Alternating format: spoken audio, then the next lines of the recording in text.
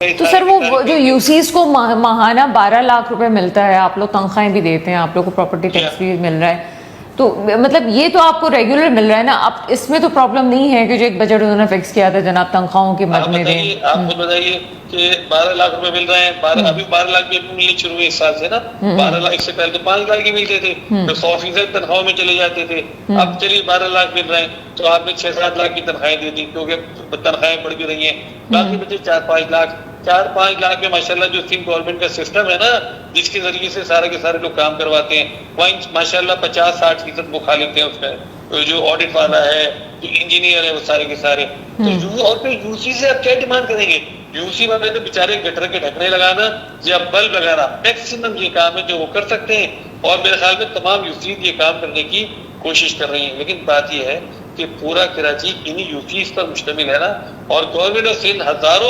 ہزاروں ارب روپیہ لے کے بیٹھی ہوئی ہے، اور اس کو پتہ نہیں، یعنی آپ سوچیے اے ڈی کی اسکیمیں آ رہی ہیں، کہاں سے آ رہی ہیں، کون ڈال رہا ہے، کسی یوسی سے آپ نہیں پوچھ رہے، آسمان سے اسکیمیں ٹپک رہی ہیں، وہ اسکیمیں بن ہی نہیں رہی۔ پچھلے سال جو ہماری ڈسٹرکٹ اے ڈی بی تھی، مرتضی عوام صاحب میرے پاس تشریف لائے، کہنے لگے 311 یا 17 ہم نے اسکیمیں کمپلیٹ کر دی، پیسے پیمنٹ کر رہے ہیں۔ میں نے کہا بھائی جان وہی نہیں، میں نے کہا چل کے میرے ساتھ دیکھیں آپ،